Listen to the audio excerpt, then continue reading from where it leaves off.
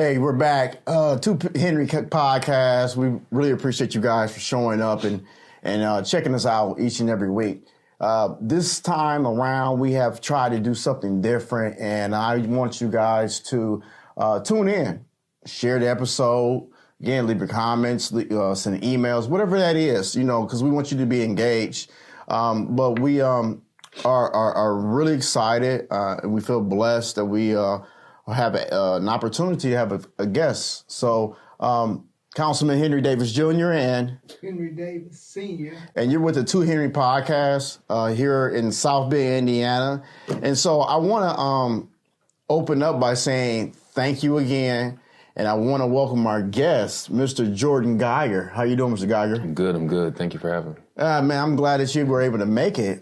We have been wanting to get you on our show for a short period of time. I'm going to say a long period of time, a short period of time. And we look forward to having this discussion with you.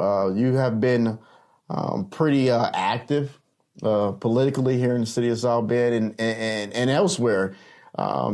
You travel quite a bit, right? Yeah, and so we'll touch upon some of that as well. I think that is exciting to see that actually evolve and happen for Mr. Geiger. You got anything to say, Pops? No, I don't have anything. Let's get it on. Don't have anything to say. Let's get it on. Short words, short sentences. So, again, where you been at, Jordan? What's been going on with you, man? Man, a lot. I'm back in graduate school. I've been in 5 different countries over the last few months. As you mentioned, I travel a lot because you do. Some of the work that I do is international. I work with different organizations that have various grant-funded projects, and so I participate in those, primarily working with Afro-descended and Afro-Indigenous communities in different parts of Latin America. I also work with Black Lives Matter Canada pretty often. We collaborate around projects, and then, of course, I do work locally, organizing work primarily with LaSalle Park Neighborhood Association or LaSalle Park Neighborhood Alliance Association. And yeah, just wherever else, I can be of assistance. I focus a lot, obviously, as you know, on local government issues. Yeah, everything's local. Yeah, police brutality, police accountability. Yeah. Trying to make sure that we get adequate and equitable investment on the west side of South Bend. And, trying to make sure that we get justice for LaSalle Park and other communities that have faced similar circumstances as it relates to neglect historically, redlining, and environmental contamination and pollution. Yeah, I work with you on some of those things as well. Yeah. And so the LaSalle Park Neighborhood Association has been pretty key on activism and neighborhood activism for an extended period of time. Yeah. As a matter of fact, I think that the story of LaSalle Park neighborhood has not necessarily been told the way that I think it should be framed. Those folks over there, no matter if they're young or they're old, most of them are older, put their time in, and they put their time in also for the level of activism that takes place. We don't talk about a lot of our wins over there. We don't talk about how we were able to get Western Avenue switched over into a main thoroughfare. A number of businesses were able to receive grants, facade grants. You saw the streets. You see the street change. Absolutely, all the infrastructure. Yeah, you saw all that. Yeah. The center. Yeah, you're talking about the cleanup of the park. Yeah, the cleanup of the park. Yeah. And so, and those are just a few things. Upgrades in the park. And so, you keep going, right? Home repair. Home repair is coming. So there's a lot of things that have been started or originated there with LaSalle Park LaSalle Park area, the neighborhood, that we don't necessarily get the credit for it, right? And so we don't even talk about it.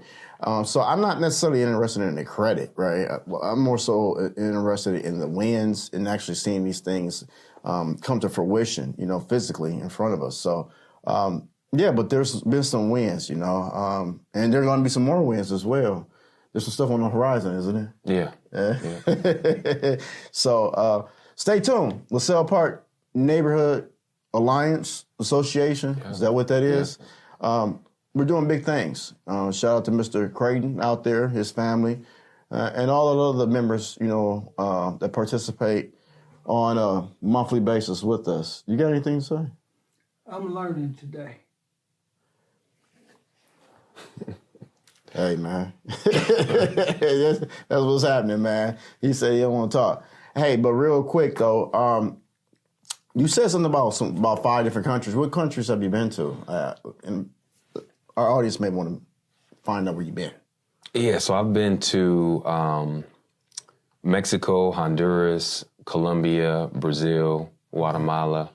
Those have been the countries I primarily visited. I went to a conference in Guatemala last year about democracy and just really everyone was talking about the different threats and challenges that we face in our own countries and in our own political context. And in some Latin American countries, you have far right regimes that have come into power. You also have leftist regimes.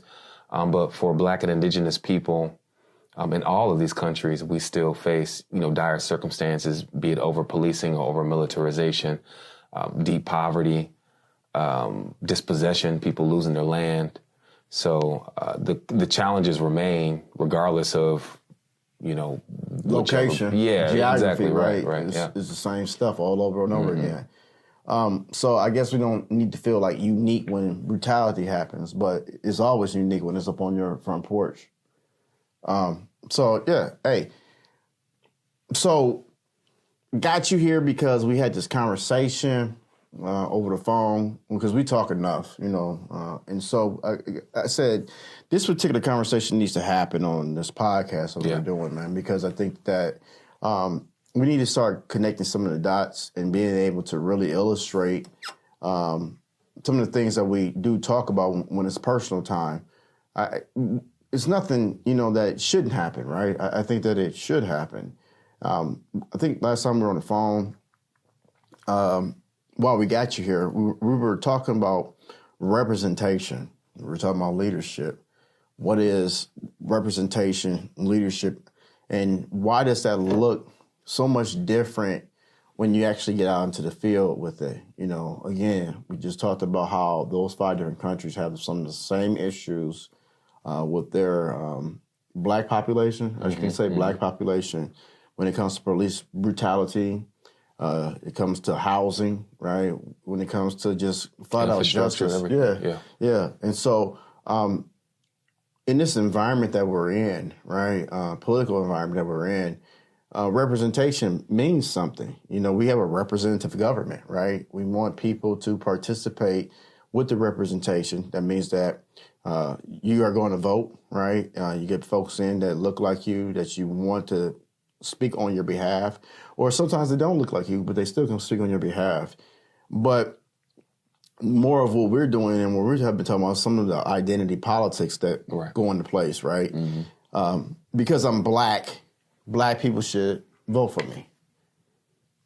Because I'm Black, I should be given so much, a level of grace that almost seems eternal, right? I can keep messing up, sort of, depending on who I'm hooked up with. Because I'm Black, I can keep messing up. Some people don't get that grace, but others do. They get that grace.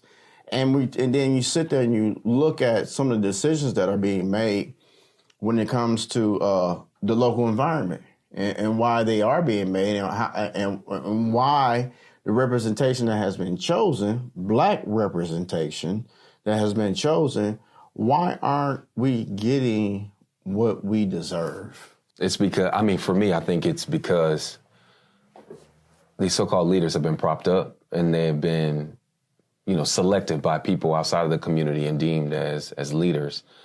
And I think that is one of the biggest challenges that we have, and that's not just in South Bend, that's all over the country. And wherever we are, that we have folks who represent us or are supposed to represent us, but they really don't represent the interests of our peoples and of our communities. And unfortunately, as you've experienced recently online, our folks don't want to. They don't want to critically think. A lot of people don't want to think critically. It's What happened online, man? What happened online? Well, let's talk about it, man, because we're here and we're going to do this, right? Yeah. So let's have some fun. A certain citizen journalist published some articles disclosing, sharing out some receipts on folks being paid. Yes, allegedly, without proper documentation in place. And these are individuals who've been around for a long time, some who have served in government for 30 years and should know that documentation matters, that invoices matter, that contracts matter. However, when the article was shared and the truth was revealed, people got upset with you just because you simply shared the article. I mean, it went crazy, man. I had my boy down in Nashville call me. He said, "Hey, man, you need some security up there." And I said, "Well, what?" He said, "Man, them people up there mad as hell at you." And I was just like, they can be mad. I didn't say or do anything wrong. What I shared, because I didn't even put the article together, I just shared it on my page. And what was shared was legal documentation. So how can an elected official or their family or together get pissed off at somebody for sharing information online when it's public information that you're actually sharing? How do we get there? I mean, it's just real sensitive around here, huh? That is the ignorance of it all. It's easier to point your finger at your neighbor than to investigate and really find out where it comes. All you have to do is read the article. Yeah. So word of mouth chokes a situation. It will put a different light on people that the light should not be on. Mm-hmm. And that's what we have seen. What is it? Don't shoot the messenger. Man, they tried to destroy the messenger. Yeah, but you are not the messenger. No. You relayed something that was out there that they needed to see. And when they saw it, they covered their eyes up and took it elsewhere. That's their They probably ignorance. didn't even read it. But I'm saying... No, I didn't think they did. I'm sorry, I'm going to cut you off. No, it's fine. Yeah. But even if they did, they took it somewhere else because what Richard Pryor said, tell me some of them sweet old lies so I can forget about the truth. That's what happened. Well, what was really unfortunate was that somebody, close to me, commented and was like, "Why are y'all attacking black women? What is this about?" Yeah, well, that insane. Yeah, and it's somebody I respect and somebody I know who supports both of us, but I was struck by that because I'm like, well, if you look at the record of these individuals, everything would indicate to you that they don't care about black women. They don't care about black women and their kids living in lead-contaminated houses. No. They don't care about the fact that their kids aren't getting education. They don't care that housing is unaffordable and unreachable. Nope. Right? Like they don't care about the fact that we've had some of the highest eviction rates in the country and certainly in the state. And that's primarily impacting single black women with children. In fact, some folks at Notre Dame actually did a study and they looked at put together a regression model analysis to see if there was some causation or correlation between race and gender and eviction. And they found that there was strong correlation among those variables, that if you are a black woman, and certainly with kids, you're almost assuredly going to be evicted from your apartment or wherever you live, whatever your dwelling is, from your rental unit. And so what are these individuals who are in these positions of power, what are they doing to address that? Because just a few years ago, we were celebrating the fact that the council was 5 women on the council, and now we're celebrating the fact that there's all these black folks, 6 black folks on the city council. But never had that. What's being delivered? It's straight up history, right? Yeah. I wish I could have had that many, but maybe if I did, I probably wouldn't have gotten all the legislation I got passed because it seems like it's just like it's a fight. Yeah. And it's the fight that happens is like why? It makes no sense. It trips me out, to be honest with you. But yeah, that data is supported by the idea of even obviously living it. these kids still have to go to school. These kids still have to go to wherever they go. The rest of the world still has to deal with those families to make sure that those families are secure and safe. And sometimes the chances of them being secure and safe and well fed really doesn't happen. And so you're talking about the practice of identity politics, putting people in the office to support and represent you who really don't have the outcomes or the resume or the whatever to say that they are actually doing it. Yeah. And so, I mean, check the record, man. I mean, this stuff is not hard. It's not difficult. It takes a little bit of reading. But, I mean, it's not going to hurt you. It's the truth, man. It was blown way out of proportion. And I want to believe that it was probably more personal on my end. I mean, not me to them, but them to me. Right. For me to say it out loud. And I just thought that was just like really insane. Like, you know, again, don't shoot the messenger, but yeah, they do a couple grenades over there. I got a phone, like I said, a phone call from Nashville. And the boy was like, man, you need some help. They mad at you. And that's dangerous. That's a dangerous type of thinking when you can't even, I mean, you didn't even criticize anybody, but the fact that we can't even question or raise any criticisms about people who are elected to serve us, I don't understand that. I just don't get that. What I see with that is that those that criticize came from the same camp of the people that you're talking about. The majority of the people really don't know what's going on. It's just that noise coming from that small corner over there. But it's enough noise to start disrupting. You know, that noise is hollowing pure ignorance, confusion, hate, and that keeps people from wanting to chime in. Right. Yeah. So as we continue to discuss this representation thing, so representation matters, right? It's supposed to matter. So you brought up some key points about what did you talk about? The correlation between black women, kids, and housing, and eviction rates are being very high. How do we challenge that that issue? You know, how do we go about changing? How do we go about correcting? How do we even go about educating folks on what that really is? And then actually, how do we even get it done? I mean, you got 6. Okay, so this is something that really bothers me, right? Locally, we have, because this is a representation conversation. So you get 6. Is it 6 African Americans? Yeah. So you got 6 African Americans or 6 black people. Majority and 7 women. people of color. Yeah, 7 people of color. Looks really good when you just talk about numbers and representation, and they are in South Indiana, and the population really doesn't suggest it should look like that. You know, it's overrepresentation. Yeah, exactly. You get into the conversation about all of these things that look really, really bright and shiny. Right. But we're asking, like, where is the legislation to change folks' reality? Where is the compromises happening at? Where is the money going? Why is it not going where it's supposed to be going? What are you people doing? Are you people even understanding of what your job is? Why aren't you understanding what your job is? You know, there are so many things that go into this, man. So when we're talking about representation, what is the expectation of representation? I mean, you've been at this for a while, too.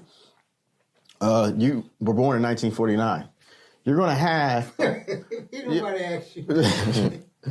But you've been born in 49. Like, check it out. I ain't ashamed. You shouldn't be. You're still here. And so you're born in 49. What you got to see 50s, 60s, and 70s, and 80s colors your world differently, and also the way you respond to things. You have an expectation of what from your leadership? Fair leadership, good leadership. Leadership that is responsive to the needs of the community. That's what we're looking for. Fairness? Yeah. What's fairness? that I can count on my tax dollar coming back and working for me. I can count on being pulled over and treated as a citizen of the United States. Being pulled over by who? ICE or the local police department? Anybody. Oh, okay. You get pulled over by ICE, you might get shot. You asked me my expectations. Nah, I'm just asking you. That's not my expectation. Oh, wow. But no, I want to be treated fairly and equitably as any other human being in this world. See, that I think that's the fight. Everybody wants to be treated humanely, but we're not being treated humanely. I heard Jordan say about the black people in the South America under the same plight that we are. I think first we must remember that slave ships first was commandeered coming out of Africa, went to South America. Yeah, they went there first. And then when they got lost.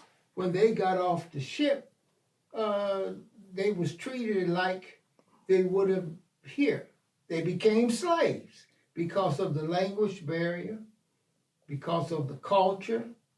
It was a whole lot of dynamics that ran into that. And we see it coming to fruition now. They're still saying that we are the lowest one on the totem pole. We are yet have achieved to become human or being treated humane. We as a people must start identifying within ourselves. We cannot continue to allow somebody else to tell you who you are. Yeah. And I think that's the biggest problem. The old saying used to be, "Oh, he got good hair." What do you mean good hair? You understand what I'm saying? Yeah. You had a nice texture of hair. You had a quality of hair that made you look like you got a little white blood in you. That's what they were saying. So you were denying, even with your hair, that you didn't like the kinky hair. Well, the kinky hair kept the sun from burning a hole in top of your head. Right. You know, it was there for a reason. You know, but we lost that simple identity, and from there it goes downhill. Now what we're trying to do now is to rebuild where we should be, and it is a hard task. We see that here when we had a mayor that came through here. So you got me going.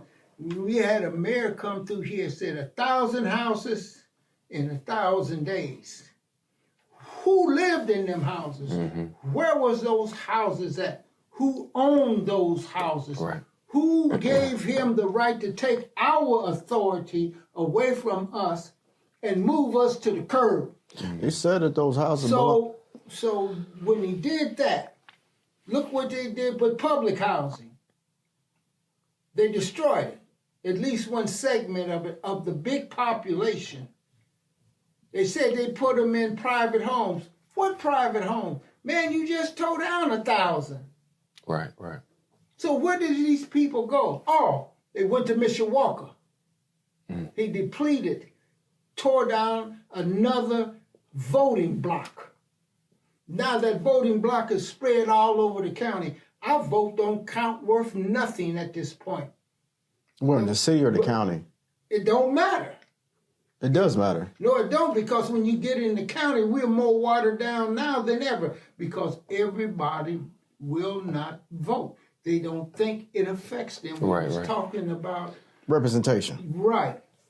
So knowledge is being taken away. To be personal with your neighbor is taken away, because when 100%. you move me to Mishawaka, they used to call Mishawaka Dog Patch, you know, relating to the white people. Now the majority of us live in Mishawaka. You might have 4 or 5 black families in the neighborhood, amidst 30 to 40 white families. You're not seen, you're not heard. Once again, they're still trying to make us invisible. So I'm quite angry that the leaders that we have elected by what you said, because they are black, Yeah, they play on that. sure they do. They play on that. You see them in the grocery store. You might see them at the gas station, or just driving up and down the street. We become invisible to them until election time. Mm-hmm. When election time comes, here they come grinning and skinning. Seriously, you know, Grinning and skinning. and we're standing there, the ones that vote. And they recognize them, that just that little recognition endear them to that person. Mm-hmm. Oh, I like so-and-so and this and that. Hey, okay, you keep dealing with so-and-so. You know, you'll be on the curb too. Because 1,000 houses in 1,000 days prove that fact. Mm-hmm.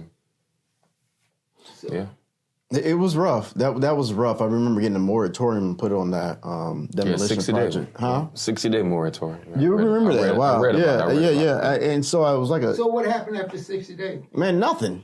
They continued to knock them down. Well, they had to stop, right? Yeah. And so then they restarted with the plan. It was probably even more aggressively, because I do remember that there was a conversation about proper demolition of these older properties, because they were made with asbestos being a part of, and lead being a part of the chemicals that, you know. All these houses. Yeah, the contaminants and all. Yeah. But I'm saying though, all these houses have some type of contaminant, agent in it that's going to do the body harm. Mm-hmm. So don't bring me that lie, you know. Well, no. Sweet old. No, what he's talking about is people were upset about the ways in which the houses were being demolished because they weren't being abated properly. Right. Right. So you had debris that was lead-based and asbestos-based spreading in the neighborhoods. And, like you did with Bennett's. Mm-hmm. Oh, my God. That was awful. You talking about last year, a couple years ago? Yeah. That was awful. Yeah. Water on it, but instead all of that stuff came into the they brought a big-ass fan in. And they were actually blowing it with the wind with the fan. Yeah, it was going all throughout the neighborhood. Yeah. So that was deliberate murder. No, but what I'm saying, we have to come up with a plan of identity first to teach people, particularly black people, who they are. We have a legacy. Mm-hmm. If you look at Washington, D.C., who designed and built Washington, D.C.? Mm-hmm. Who? Right, a black man. Right. Was it? It was a black man. Who founded Chicago? Was a black man.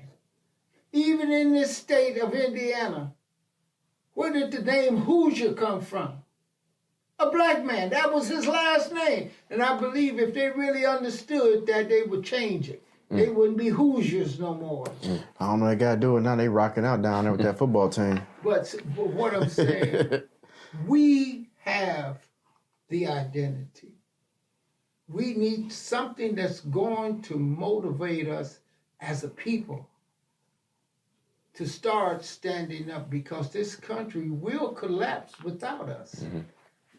And that's truth. We built it and can't get no reparation. For free. This country was built on the backs of slaves. Now, they had all kinds of slaves, but the majority of the slaves were black people. Mm-hmm. Black, intelligent, articulate people. Yeah. And so it's no longer an excuse for ignorance. Absolutely. Well, I think you're completely right, and I agree with you. But I think what happens is that folks really get angry, because that's what we were talking about, when you start holding people accountable. It's almost like you can't tell on black people if you're black. Well, It's kind of like you were fighting for the other team when you do that. yeah, And- those are the ignorant people. yeah, you Those can't are- say nothing about that person because that person, she from the hood too. Yeah, is she? And so, because she from the hood, you ain't supposed to say nothing. And it's like, what do you mean I ain't supposed to say nothing? She made a couple votes that directly impact you in a negative way. What do you mean I can't say anything about that? And so there's like this thing it's like, I don't know, it's like some type of like group or gang or some sort of like organization that says you can't say these things about these people or you're going to get put out. Now, it doesn't really exist as a name, but it exists in culture.